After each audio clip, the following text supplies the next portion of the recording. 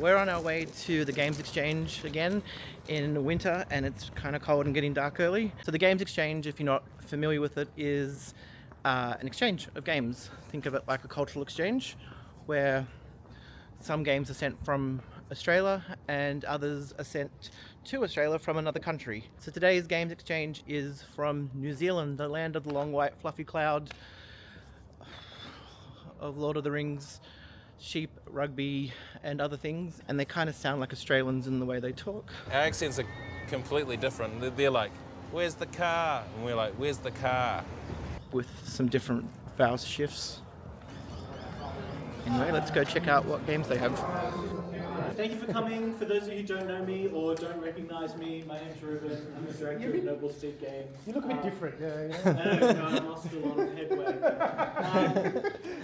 Yeah, if you haven't been to a games, actually, sorry, before we start, we should recognise that we're meeting on the unceded ground, Gadigal people of the Eora Nation. It's always good to remember, stories and games have been told and played in these parts for a long time, and it's nice to be here, kind of continuing that tradition.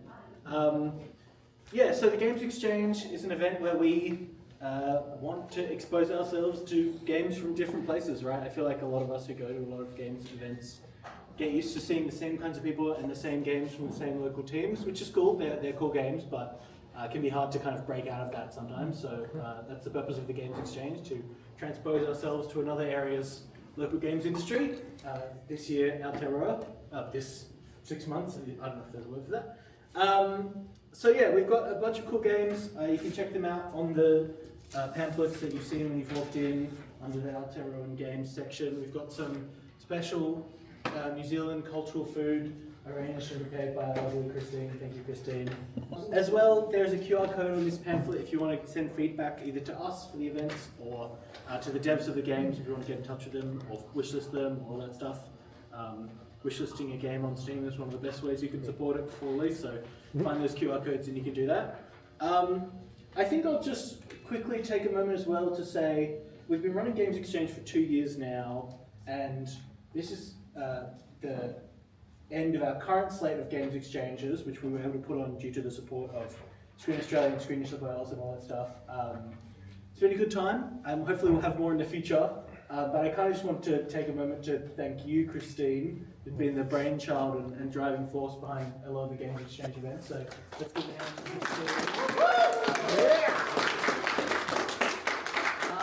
Other than that, there's food, there's games, there's some bathrooms over through there if you need them. Otherwise, have a good time, play some games, have fun. I don't know,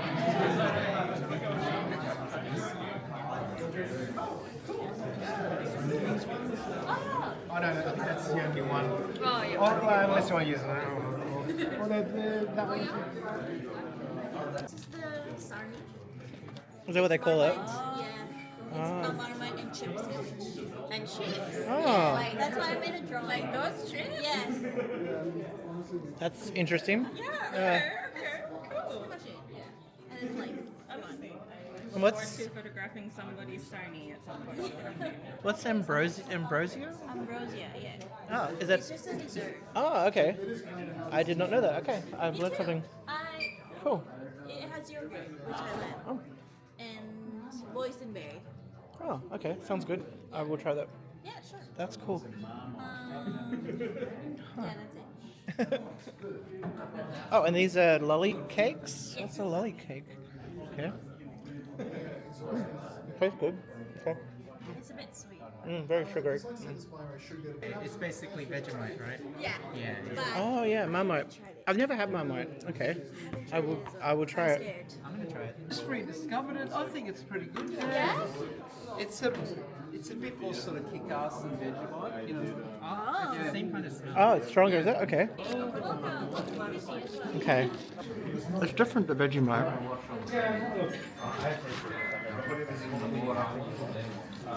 Marmite and chips.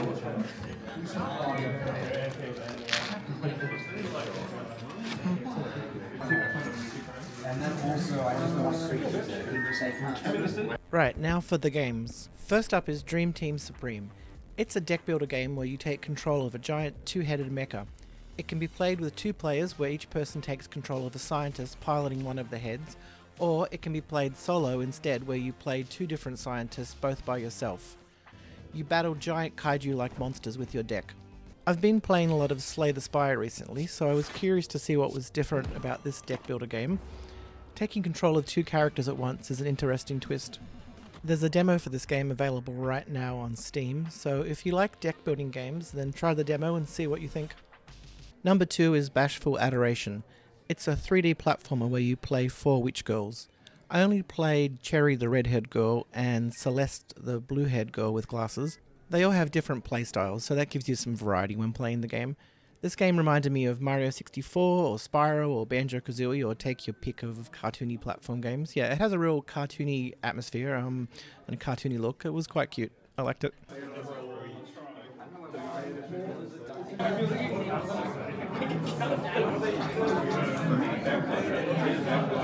like Dungeon Ball. I mean, I like the idea of Dungeon Ball. Oh yeah, that's a Pinball pinball meets meets RPG. Kind of like, did you ever play Pinball Quest on the NES? Yeah, that was an early game like that in '89. So here's Dungeon Baller. You can pick different characters to be your ball, so to speak.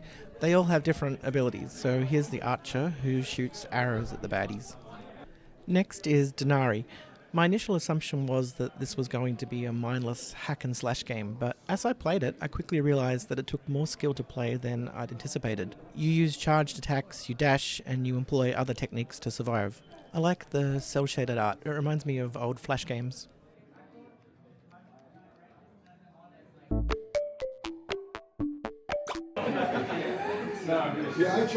And then Sludgineers, that's the one I was saying that kind of reminds me of Power Wash Simulator. Yeah, so you start cleaning up stuff, and the more you do it, because you run out of energy up here. Oh, I see.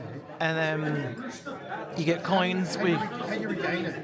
So you have to, once you run out of all your energy, you finish for the day, and then you get paid, I think, and then you can buy upgrades, and so you can redo the stage, and it goes faster and faster and faster, and then you unlock other stages and new power-ups. So when you're first playing, you've got to be strategic on where to find. Oh yeah, and so if you do where you go, for like there's bridges, you get coins, and if you do all that, I think you'll get you get a whole, and then you get get more energy. Ah, yes. And I think that temporarily makes it go really fast.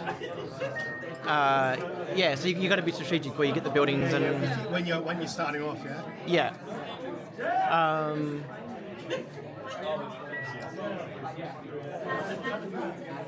And then I'm a bit of a clean freak, so I'll just.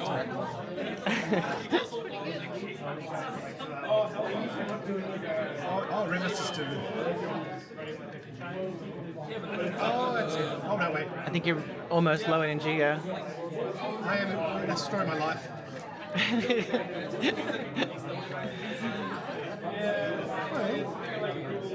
Just connected. Yeah, let's go somewhere else. And then I think, then you get other ones and so on. Fine. Oh yeah, you got to refine. So you put the barrels down here. Press That one? Yeah, press that to make some barrels of sludge, and you can pick them up here. I think you press the little there. So how many? Oh yeah, so it's up here. I've got here. Yeah. So I guess during your game you grab sludge, right? Yeah, and so you keep coming back to that refined sludge into drug thing. What have I done? Yeah, it's alright. It's doing it. So you'll come back to it. So when you finish a map, you come back and you pick up some little pink, purple things. All right, well, I'll go back here.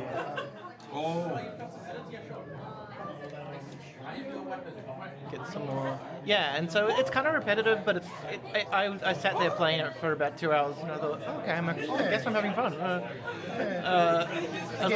was listening to a podcast while doing it, and it was kind of simple. Was it a podcast about incremental games? No. It was about games. Yeah, it was a gaming podcast. And that thing makes you, so you got little tactics where you want to try and get areas, like if you get all that area over there, it'll give you a whole bunch of coins, and you got to think of how much energy you've got, and so on. Yeah. And there is a demo of Sludgineers available on Steam right now, so if you want to play it for yourself and see what you think, then go do that.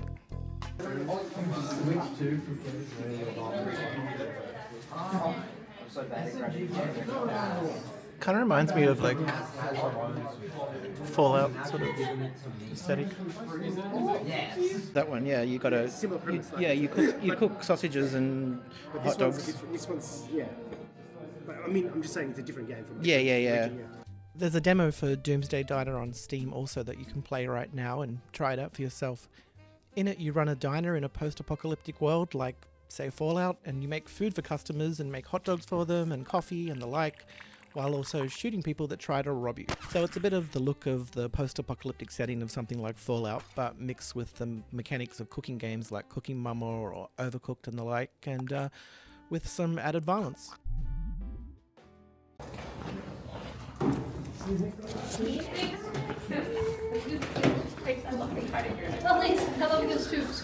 Oh yeah, you got sheep on it. Oh, that's very appropriate for New Zealand. Yeah.